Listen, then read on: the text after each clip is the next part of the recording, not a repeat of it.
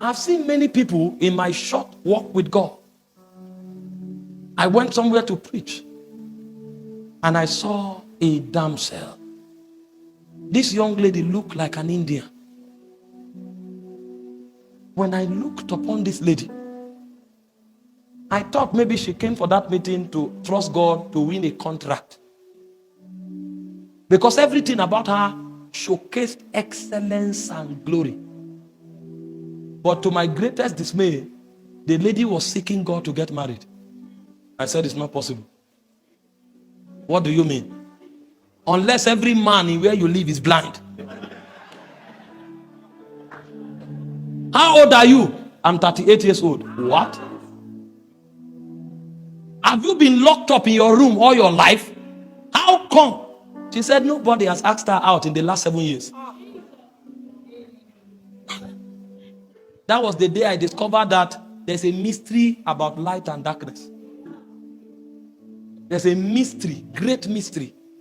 It was from that day that I came up with the understanding that it's not beauty that gets people married, it's favor.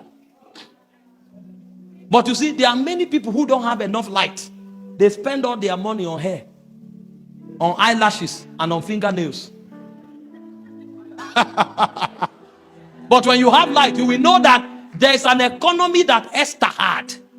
That even when nobody should see the king, she broke protocol. And when she entered, the king stood up and said, the search is over. It will take light. It will take light. Too many people don't have light. Somebody entered ministry. He wanted to start ministry in Abuja. And he gathered 100 million and entered the city. Said they've come to take over the city. He said, relax. How much is billboard? He paid for it. How much is tent? He paid for it. After 4 months, they became 3 in the tent. That was when he knew that what you need to start a ministry is not money, it's light. I wish you understood the excellency of light. You wouldn't jump into that business until you have light. If you understood the excellency of light, you will not start that course. They told you medicine is lucrative. Meanwhile, if you had checked in light, your career is in music. You would not have wasted. We were not wise. We were not trained. If I knew, I would have been studying God from 10 years. If I knew this is where I would end, I was in the studio with lab coat. All the chemicals I studied, I have not used one. Because I didn't have light. Studied chemicals, studied water, H2O. Water is H2O. Studying about pinnacle, arrangement reaction in medicinal chemistry. I didn't need any of them. But there was no light. There's nothing wrong in schooling. But if I had light, I would have schooled in the direction of my call.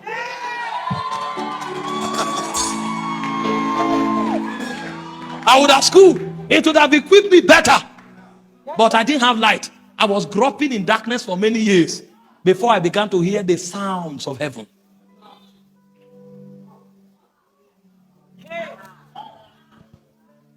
Why wouldn't I be studying political science if I'm a politician? If I knew that my place is in government? Why would I not be studying about business, economics, business realities if I know my place is in the economic world? Why would a businessman be studying theology? Because there's no light. And when you finish your master's, you will now need to go back for apprenticeship to learn your life and your calling. And so what light comes to do is that it gives you authority for rulership, and then it gives you power to crush the enemy. There are most of you here, the challenge that your family is going through, the challenge your ministry is going through, the challenge you are going through is darkness at work. If you had one flicker of light shine through that darkness, that challenge would have crumbled. And so the excellency of the presence, the glory of the presence, is the fact that the presence furnishes you with light.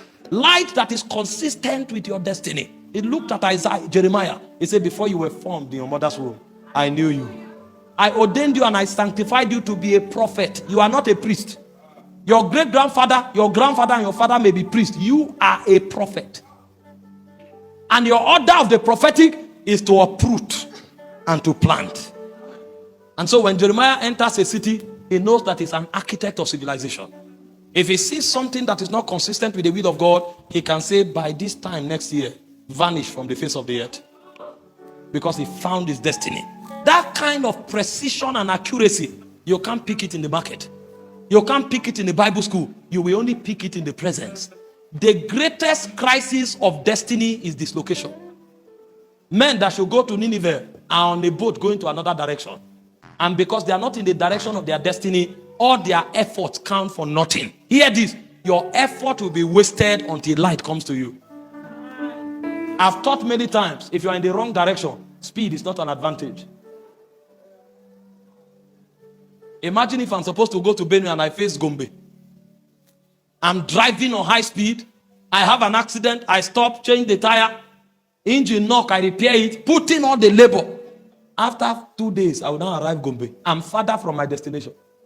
But if I had light and somebody tells me, take left, not right, all of that waste wouldn't have been necessary. The excellency of the presence is that the light of God is furnished. And that light gives you authority to prosecute destiny. And that light gives you authority to destroy the enemies of your destiny. You are not a victim. You are just in darkness. And the moment light comes to you, you will discover how helpless the devil is. The devil is not as strong as he parades himself to be. He's a defeated foe. He's having spoiled principalities and powers. He made a public show of them, triumphing over them by the cross. The devil is not powerful. The devil only has instrument of deception that he uses to keep the sons of light in captivity. The moment light comes to you, you will discover your rulership over the devil. That's the excellency of the presence of God. That light dwells in God's presence. And so what does light do? Two things. Number one, light gives you authority in the realm of God. Because if you see things the way God sees them, then you can do them the way God does them. Jesus said that everything I do is what I see my Father do that I do. So light is the symbol of authority in the spirit realm. In Job chapter 38 verse 4, it said, declare now if you have understanding. What gives you the right to change things? What gives you the right to speak? What gives you the right to change things is the measure of light that is in you. If you have no light, you have no authority in the realm of God. What gives men power and authority in the realm of God is the light with which they are walking. In John chapter 1 verse 4 to 5, it said the light shines in the darkness. And it said the darkness comprehended it not. Every time light comes to you, you become an authority. And so the way God strengthens his servants is that he allows his light to shine upon them. You know the moon has no light. The light of the moon is received from the sun. But the moon is the ruler of darkness. And so the reason the moon is the ruler of darkness is because it's drawing light from the sun.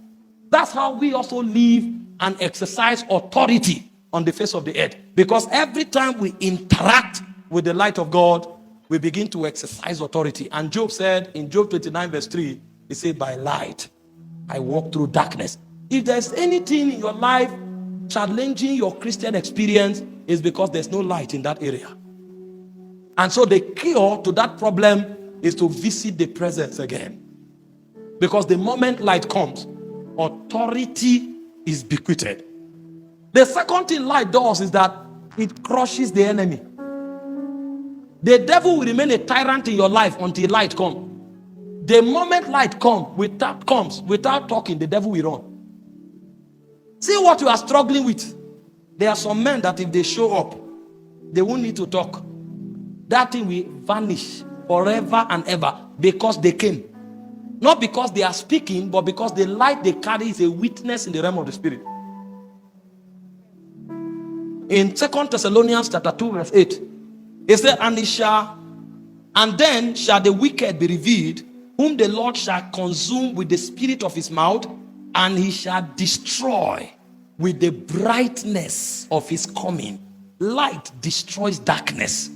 If there is a darkness in your life, what the presence of God will do for you is that it will give you light to destroy that darkness.